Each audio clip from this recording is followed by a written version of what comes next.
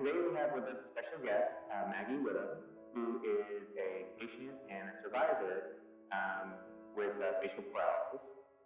And today she's here to tell us about her story and how she experienced facial paralysis and the things she did to deal with it and how she's progressed over the years.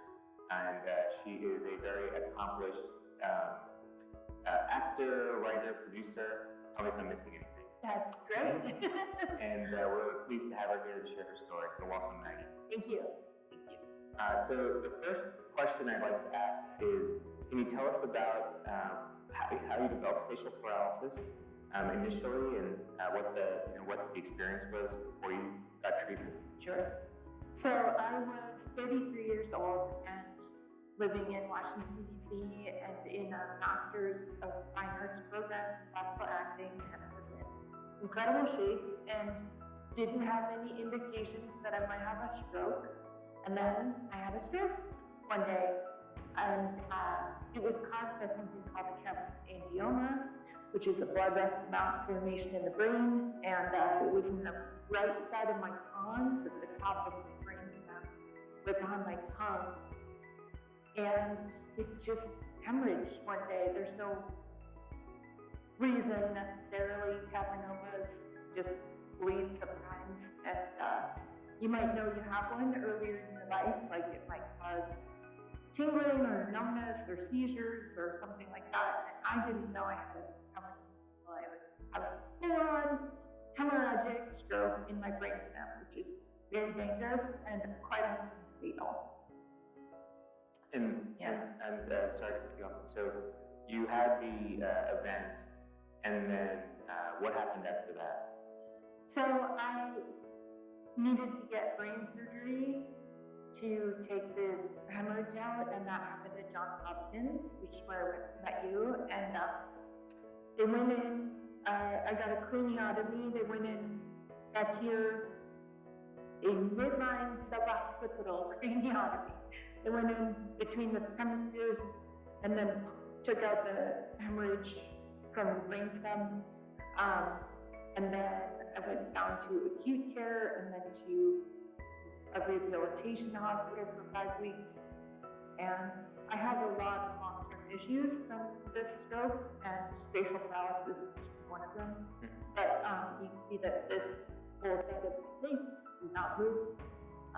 Because the hemorrhage was in the right side of my pons, it affects the right side of my face, but the left side of my body. I see. And when we first met in the hospital, you were still in the ICU, if I remember correctly. And at that time, yes, I was originally called to talk to you about swallowing, and we noticed that your right side of your face was paralyzed. And at the time, we didn't know if that was going to be temporary or permanent. I believe, if I'm not mistaken, from January till about June or July was when you decided to have surgery. You waited about 5 or 6 months, correct? Mm-hmm. During that time, before you had any movement, now you have some movement. During that time, what were some of the challenges that you experienced at least with the facial aspects of the side effects of the stroke?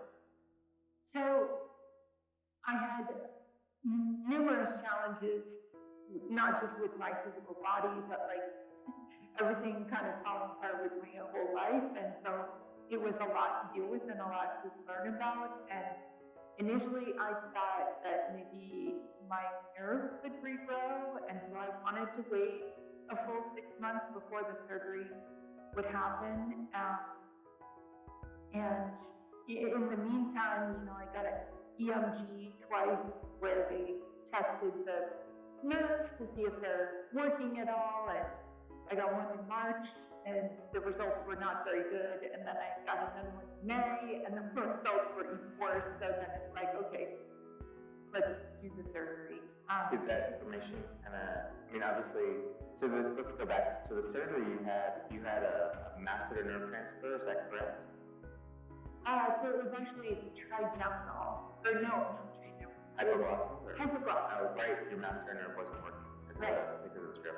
Okay, yeah. So you had a hypoglossal facial nerve transfer. So that means your tongue was responsible for allowing you to have movement of the lower part of your face. Is that correct?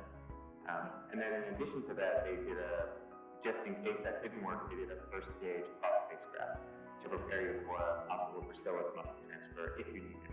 Right. So after my stroke, I got 3 major things done in one surgery, which was an eyelid weight in the right eye, and then the hypoglossal nerve transfer, and also part 1 gracilis 3 all at once to, try and mitigate all the issues.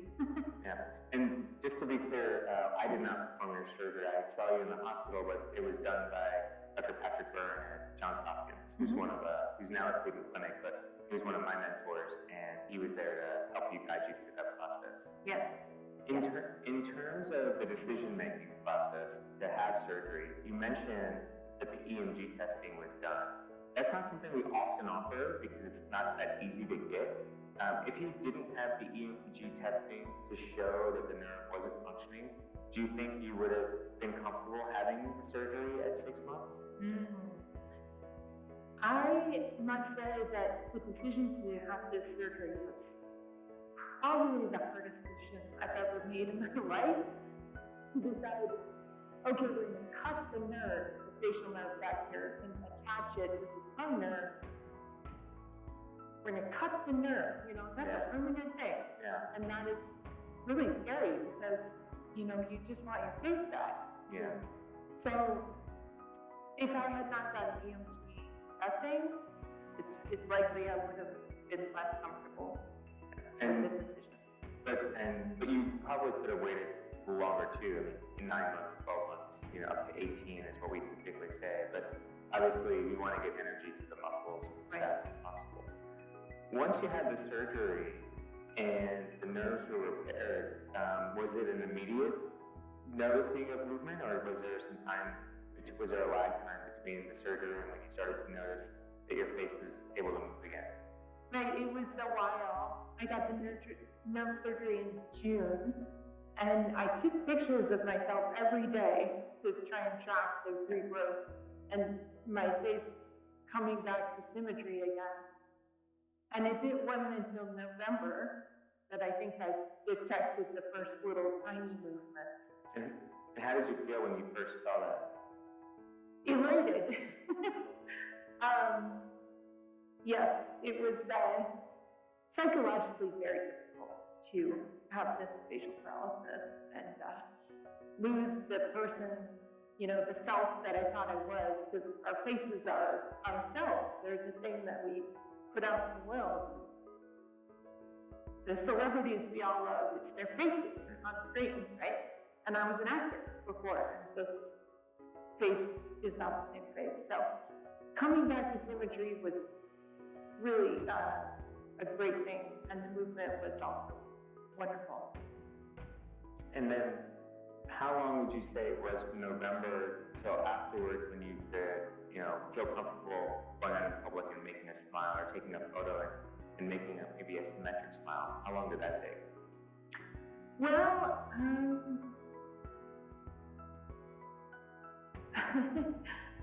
I've never fully gotten used to this face, is the honest answer.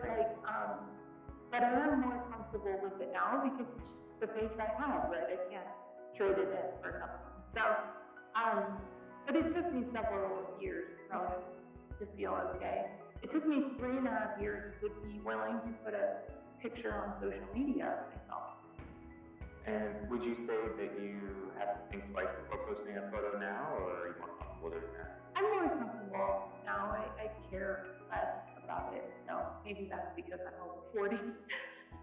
Is there anything if there's a patient who's back where you were in January, or maybe not right in January, but maybe like March or April of 2015, am I thinking 2015? Yes, 2015.